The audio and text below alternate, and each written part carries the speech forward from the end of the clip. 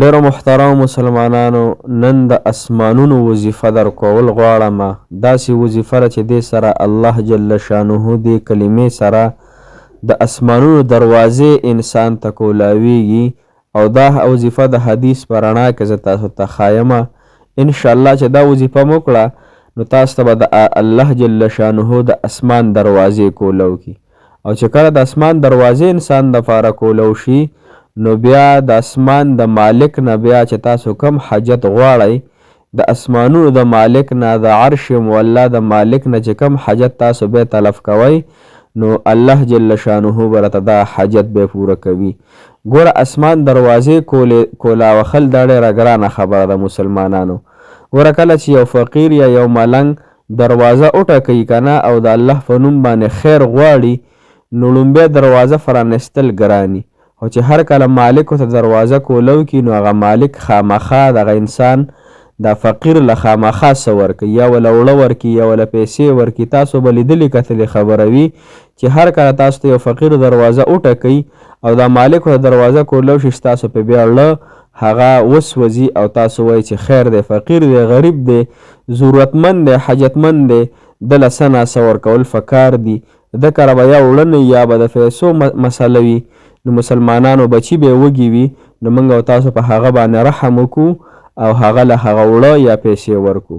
دغه رنګې کو الله جل شانه صرف دروازې کولو شي په دې وظیفه باندې، مسلمانانو بیا غوښتل او ورکړول الله جل شانه به ضرور راکوي، ځکه چې موږ په فقیر باندې رحم کوو. دغه فقیر هم الله تعالی پیدا کړی، او موږ پخپله هم فقیران، موږ هم الله تعالی پیدا کړي چې زموږ اړه دونه خفګان والا دی چې فقیر خامخا نه بغیر د روټۍ نه، بغیر د چیو نه، د پیسو نه بغیر نه رخصتو. نو دغه رنګ الله جل شانه به هم چې دروازې کولو کې د اسمان نو الله تعالی به خامخا بیا ما او تاسو ته هغه راکوي. مسلمانانو السلام علیکم ورحمت الله وبرکاته.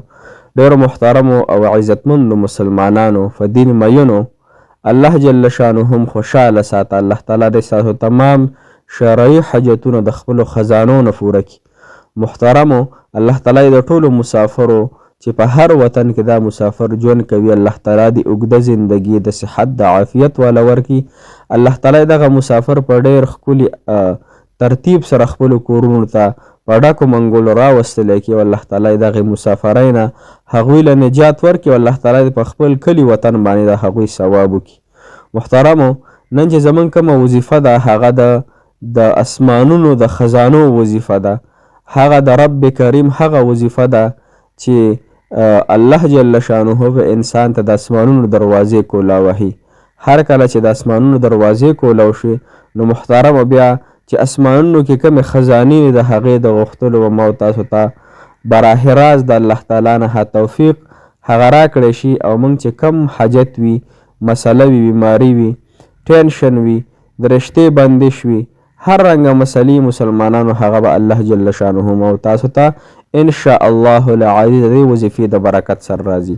خو دا وظیفه د تاسو ته د حدیث په رڼا کې ښیم مسلمانانو، چې دا د حدیث په رڼا کې تاسو واورئ نو ستاسو به یقین د الله جل شانه په ذات باندې نور هم پخته شي، مضبوط بشي. نو راځئ لومبی د حدیث را سره واوړئ او بیا انشاءالله تاسو دا وظیفه وکړئ. زه درته طریقه ښیم، اسانه وظیفه ده.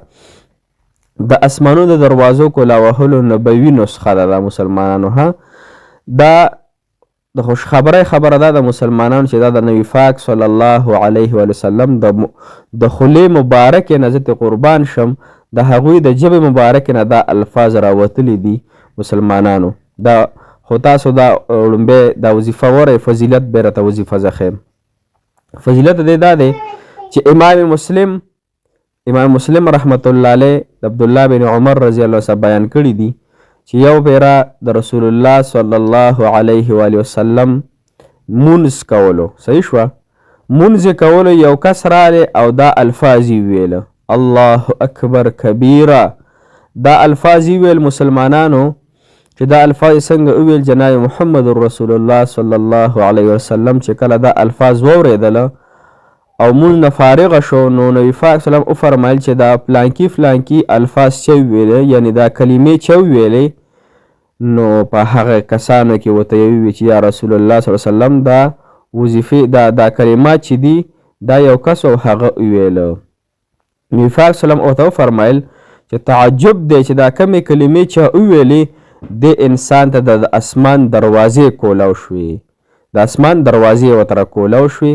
نو مسلمانانو چې د اسمان دروازې کله کولاو شي او د اسمان د دروازو کولا وهلو یو نسخه انسان سره وي نو بیا خو حاجت الله تعالی ډېر زبردست پوره کوي. مسلمانانو ګوره وظیفه چې دا انتهایی اسانه ده انشاءالله. زه تاسو ته لومبۍ وظیفه ښیم. ګورئ ما خو دا 2-3 الفاظ دغلته لیکلي خو دا نور الفاظ اسان دي. ګورئ الله اکبر کبیره سکرین باندې به تاسو ته ښکاري. الله اکبر کبیره والحمد لله كثيرا وسبحان الله بكرة وأصيلا. دا وظیفه ده. الله اکبر کبیره والحمد لله كثيرا وسبحان الله بكرة وأصيلا. د دې معنی ده الله تعالی ډیر زیات غټ دی. الله جل شانه د غونډو نه غټ دی او د الله جل شانه تعریفونه هم انتهایی سیوا دي. مسلمانانو کم انسان چې سحر او ماښام دا وظیفه کوي انشاء الله د سحر منفس او د ماښام منفس په دا وظیفه تاسو په دې ترتیب سره کوئ. خو دې ترتیب سره سره 2 کارونه مسلمانانو تاسو کوئ. یو خو به مونځ قطعا نه قضا کوئ. که تاسو نه چېرته مونځ قضا کېدو بیا په هغه ورځ باندې تاسو روټۍ مه خورئ، په هغه ورځ باندې تاسو اوبه مسکئ، په هغه ورځ باندې تاسو په خپلې خولې باندې پټۍ ولګوئ چې زه به ساګانې هم نه اخلم، د الله تعالی نعمتونه به هم نه استعمالوم په کوم ورځ چې تاسو نه مونځ قضا شو. دا به ځان سره یو عکس وکئ، ځان سره به یو وعده وکئ چې انشاءالله مونځ به قطعا نه قضا کوم. دویمه خبره ده د مسلمانانو چې کم اندامونه الله جل شانه راکړي، ژبه، سترګې، غوږونه، پوزه، هر یو اندام د الله تعالی نعمت دی. دا نعمتونه د الله تعالی په مقابله کې په ګناهونو سره نه استعمالو. ژبه نه استعمالو، پوزه نه استعمالو، غوږونه نه استعمالو.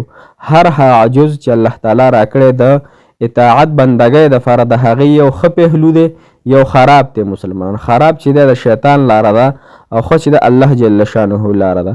نو هر هغه ګناه نه ځان بچ کو چې په هغې الله جل شانه خفه کېږي. سحر مونځ چې کله وکړو 11 پیرې مخکې درود شریف ووایې. بیا مسلمانانو شپږ اتیا مرتبه یعنی 86 مرتبه دا کلمات وایي. د هغې نه پس 11 پیرې بیا درود ابراهیمي، د هغې نه پس د خپل حاجت دپاره دعا. ماښام مونځ چې څنګه وکئ خپل وظایف لومبۍ وکئ، هغې نه پس 11 پیرې مخکې درود شریف، 11 پیرې وروسته درود شریف او منځ کې 8 مرتبه دغه کلمات وای کوم چې تاسو ته انشاءالله ښکاریږي. بس سکرین شاټ ته ځان لو باسئ.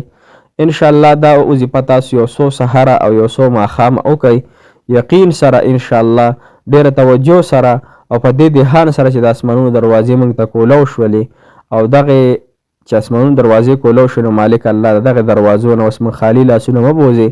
الله څنګه چې موږ یو فقیر نه بوځو خالي لاسونه د خپلو دروازو نه، نو الله ته هم موږ د خپلې دروازې نه خالي لاسونه مه بوځئ.